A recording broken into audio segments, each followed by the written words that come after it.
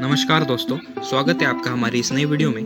आज के इस वीडियो में हम नीति आयोग यानी कि national institution for transforming India इस ऑर्गेनाइजेशन के बारे में जानेंगे।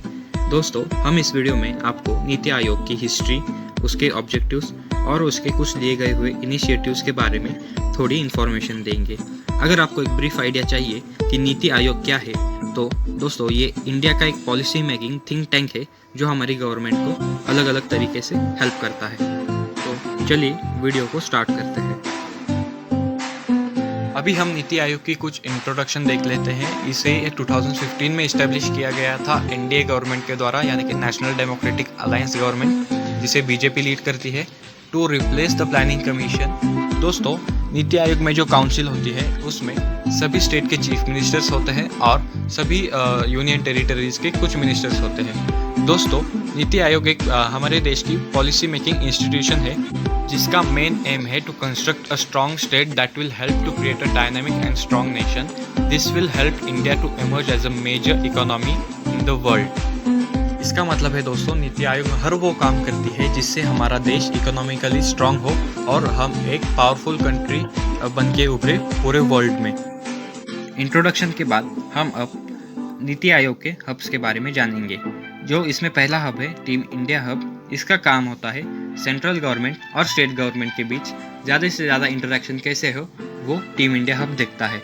और जो दूसरा हब है नॉलेज एंड इनोवेशन हब, इसका काम होता है जो नीति आयोग की थिंकिंग कैपेबिलिटीज़ है उनको नई ऊंचाइयों तक लेके जाना, यानी कि उनके थिंकिंग कैपेबिलिटीज़ को ज़्यादा से ज़्यादा बार इम्प्रूव करना। चलिए दोस्तों, ऑब्जेक्टिव्स जान लेते हैं नीति आयोग के। इसमें सबसे पहला है सेंट्रल गवर्नमेंट और स्टेट गवर्नमेंट दोनों को साथ साथ लेकर डेवलपमेंट कैसे करना है, वो नीति आयोग देखता है। To promote cooperative federalism through well ordered support initiatives and mechanisms with the states on an uninterrupted basis. यानी कि दोस्तों, जो भी एक बैकवर्ड स्टेट है, मतलब उसमें ज़्यादा डेवलपमेंट नहीं है, उसमें ज़्यादा से ज़्यादा पावर शेयर करके इकोनॉमिकली बेनिफिट करके उसे कैसे सभी स्टेट्स के इक्वल लाया जाए, ये भी नीति आयोग देखता है। और to construct methods to formulate a reliable strategy at the village level and aggregate this gradually at higher levels of government. यानी कि ऐसी स्ट्रेटेजीज बनाना जिससे हर विलेज डेवलप हो सके, हायर लेवल ऑफ गवर्नमेंट से जो सेंसस डेटा है उसके मुताबिक स्ट्रेटेजीज बनाकर। नेक्स्ट पॉलिसी की तरफ बढ़ते हैं, an economic policy that incorporates national security interest. यानी कि दोस्तों, ऐसी इकोनॉमिक पॉलिसीज बनाना जिससे हमारे देश की इकोनॉमिकल बेनिफिट्स कॉम्प्रोमाइज ना हो।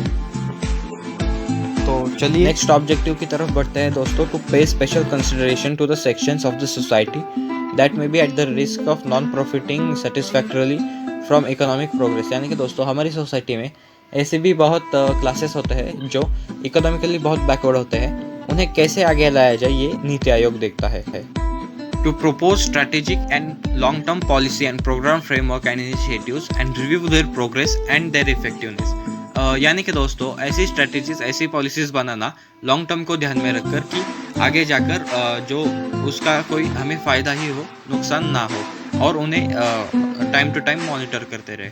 To grant advice and encourage partnerships between important stake holders and national international think tanks as well as educational and policy research institutions. यानी कि इंपॉर्टेंट स्टेक होल्डर्स और international think tanks, साथ ही साथ educational और policy research institutions को various problems पर advice करना, यानी कि सलाह देना, और उन्हें अपने साथ पार्टनरशिप के लिए इनकरेज करना, क्योंकि उनके साथ पार्टनरशिप करके हम ज़्यादा तेज़ी से डेवलप कर सकते हैं। Generate knowledge, innovation and entrepreneur support system through a shared community of national and international experts. यानी कि देश में ऐसा माहौल बनाना जिसमें वेरियस इनोवेशंस होते रहे, नॉलेज गेन होती रहे और एंटरप्रेन्योर्स भी बनते रहे बहुत तेज़ी से नेशनल और इंटरनेशनल एक्सपर्ट्स के एडवाइस के साथ। अभी दोस्तों, नीति आयोग के कुछ पोस्ट्स के बारे में जान लेते हैं। उसके चेयरपर्सन जो होते हैं वो हमारे प्राइम मिनिस्टर खुद होते हैं। उसकी गवर्निंग काउंसिल में सारे स्टेट्स के चीफ मिनिस्टर और यूनियन टेरिटरीज के एडमिनिस्ट्रेटर्स होते हैं।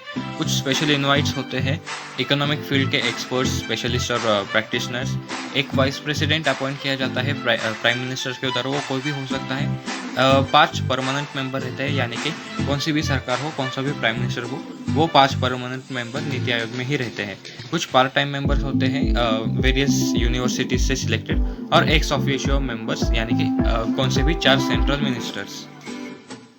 कंपोजिशन ऑफ नीति आयोग, जैसे कि मैंने पहले बताया था, chairperson prime minister of India, governing council, chief ministers of all states and administrators of union territory.